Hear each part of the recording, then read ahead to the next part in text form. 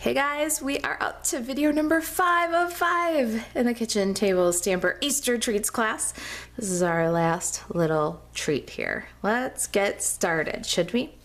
Alright, so in your kit, you've got a piece of mint macaron cardstock. This is 6.5 by 8.5.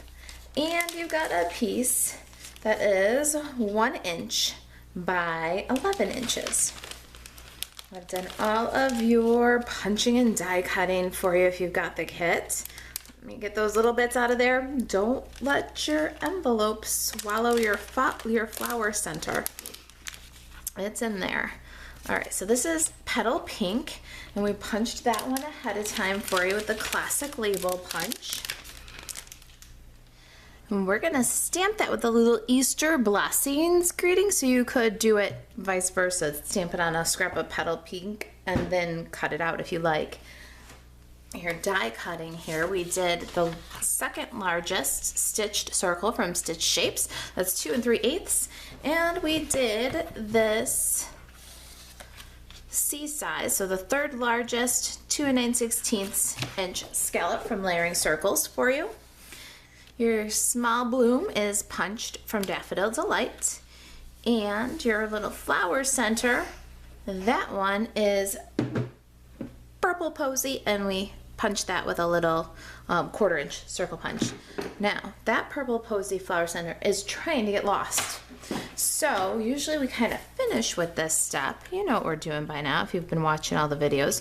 We're gonna real quick grab our Take Your Pick tool. Let's press the center, shape that little dude. We're gonna add some multi-purpose liquid glue to the center, and then we'll add the center to our flower. Can't get lost if it's glued to the flower, right? Well, it can, but the whole flower would have to get lost. And to prevent that from happening, maybe we should bring that right over here, and we're gonna put it on a 1/2 dimensional. So just expose that, and there. That's waiting for us when we're ready. Let's talk about our designer series paper for this project. You've got your Best Dressed designer series paper, and we're gonna use for this fun little line art flowers. And let's go ahead and cut our pieces. Okay, so our designer series paper here, we're gonna cut these down. We need 2 fronts and 2 sides, or a front and back on 2 sides. So we're gonna cut 2 pieces that are 2 by 4 1/4. So we'll go 2 by 4 1/4. And then we need one that's 2 by 1 3/4. So that will be your cutoff. You see that? So that's your side piece and your front piece. And then when you do that one more time, you're gonna get your back and your other side. So cut off 2 inches. And then you can cut off from this one 4 1/4. And now you've got your back and your other side. Let's score our box next. We're gonna score this box on the 6.5 inch side. We're gonna score at 2 1/4. And then if we rotate and score at 2 1/4, we get a nice even front and back. And we'll put it in on the 8.5 inch side. And we're gonna score at 2, rotate and score at 2. All right, there's our little basket. Let's go ahead and work those lines with the bone folder. Such a cute little simple basket. Now, you want a nice, neat finish here. So, let me get my paper snips. Now let's trim out our tabs. Now for this one, we're going to cut a little angle and cut out the score, but we're gonna cut them this direction. So you wanna cut out the score lines on the 6.5 inch side. That's gonna give us nice, smooth fold for the corners in the front of our box. All right, get those little darts out of there. Now we'll turn to the outside of our box. And we're going to adhere our designer series paper.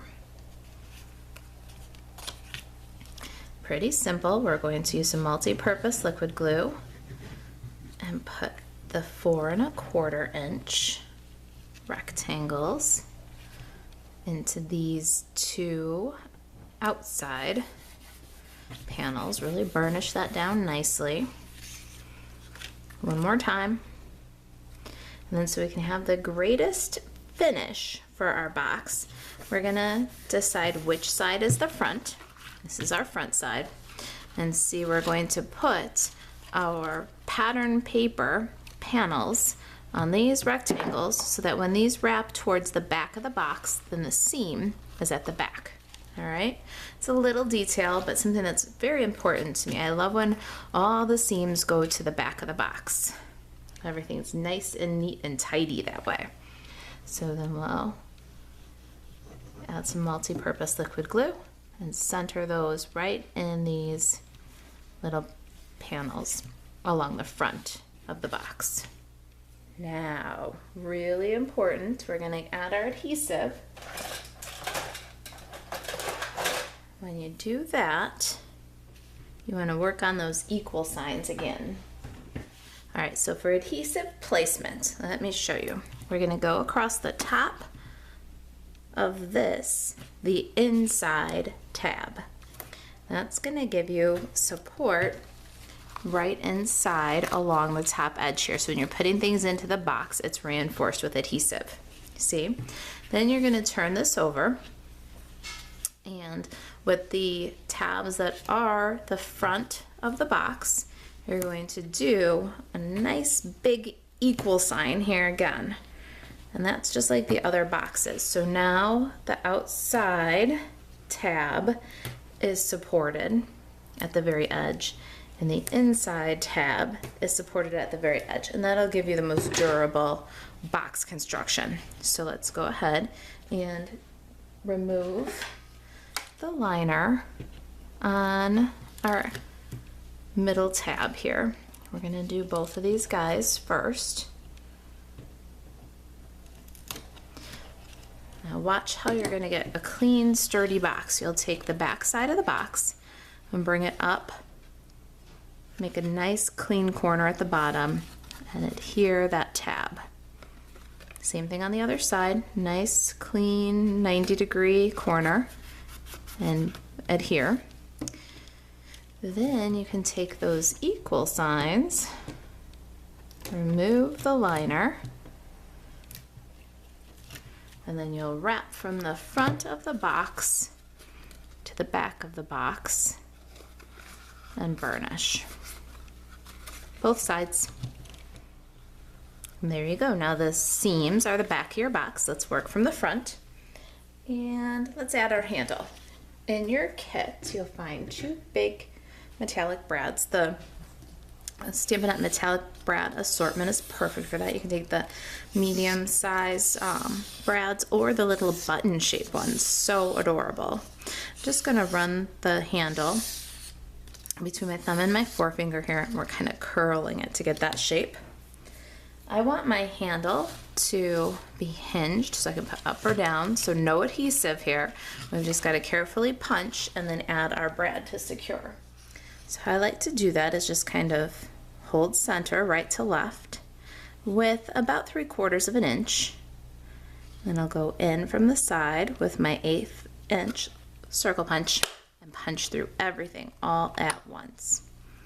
Then carefully wiggle your hole punch out, add your brad, and secure on the inside. And we'll do the other side. There's your little Easter tote. Pretty cute, huh?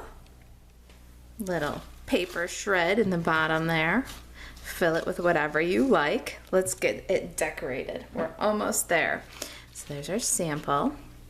The first thing I want to do is take my purple posy scallop circle here, put some multi-purpose liquid glue on the bottom half. And we're going to adhere that to our box. Now our little bunny, let's stamp that with some Memento Tuxedo Black.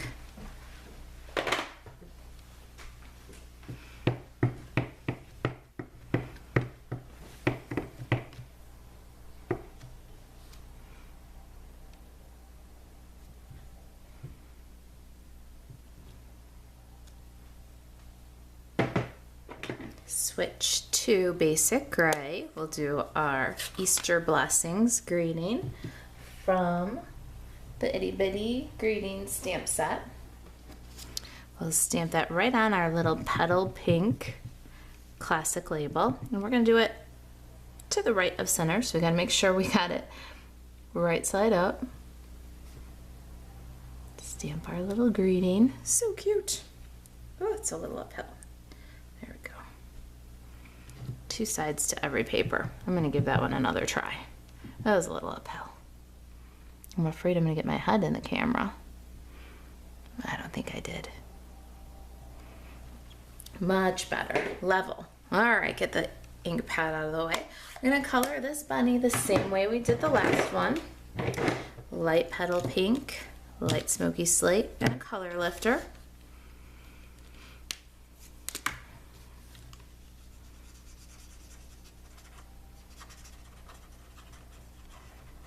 If you're looking for a little lighter even than the previous one, if you leave the center of the face open, don't color it at all, and then use the color lifter to spiral out from there. You can even get a lighter looking gray bunny with a highlighted face. You gotta just keep working it though, because it's gonna look kind of high contrast where you've left the face open until you've really worked the color out of it.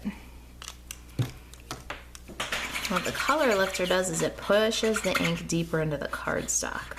So every time we go back over it, pushes that gray ink further and further back. And the trick is to keep working it while it's still wet. If you can, it's pretty workable, the alcohol marker, so you can go back to it again and again. But if you keep working it and keep it wet, you'll get the most smooth effect. I'm gonna go in at the edges of the bunny's face here with the gray again. Fill in where we didn't get quite to the edge, but soften it with a color lifter. You're really gonna saturate your bunny here, so if you're worried about your work surface, make sure you protect it, because you're gonna keep on putting color lifter over that smoky slate until you get the soft effect that you're looking for. And in some cases you might add some more smoky slate over the color lifter to get the soft gray effects that you're looking for. I'm going back in over the face again entirely, because now we're going to go back with our petal pink. Make little cheeks, little rosy cheeks on our bunny. And then push those back in with the color lifter too. I'm going to fill in the ears entirely and the nose. Maybe even go over those twice so we really get that pink. And then last little coat with the color lifter. Soften all that gray. There's our bunny. All right, did you think you were getting away this project without the old olive with the white polka dots? No, not this project. We're gonna punch a set of leaves for our little basket here. And let's get this one put together. Need some dimensionals for bunny. And bring our little flower back in. Center bunny in the purple posy. And then we're gonna grab some multi-purpose liquid glue And put that on the back of our stem and leaf. That can go slide right underneath. Glue down. Now Easter blessings right here. We need some skinny little pieces of dimensional. Well, I think I got some halves right here. That's good. All right, we're gonna take a half of dimensional on the very end here, and then maybe a little quarter of a dimensional on the other end here. Dab of multi-purpose liquid glue at the bottom of our circle. That gives it a little more support. Add the little Easter blessings greeting. Now we need our ribbon again. We're gonna pull off a nice long piece, about 16 inches maybe or so, folded in half. And we're gonna tie a little double bow. So just the way you would with a single, but with two folded little pieces of ribbon. Once you've got your little double bow, I like to fluff it up a little bit and trim the tails on the spool. Cut apart the two that were on the loop. And there's your little double bow. We need a mini glue dot to adhere that. Mini glue dot on the knot. And then you're gonna put that right up against the circle, kinda finesse so it doesn't cover the greeting entirely. I might have to go up a little bit higher. Let's see if we can budge it up just a little bit without too much trouble. There we go, a little bit higher. I'm gonna trim my tails a little bit more.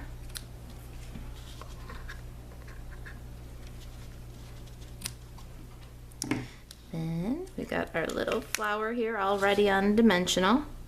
Tuck that right up against the bow so we can still see the little leaves peeking out from behind. Don't flatten out that flower. That cup makes it so cute. All right, there we go. You've done it. You've completed the Easter Treats class in the Kitchen Table Stamper online classroom for February. I'm so excited that you decided to join me for this class. If you got any questions about upcoming classes, about the projects that we did today in class, you can email marissa@kitchentablestamper.com. I'm always here to help you with your questions. Thank you so much for being a part of the online classroom. I hope I'll see you in March. Thanks for watching.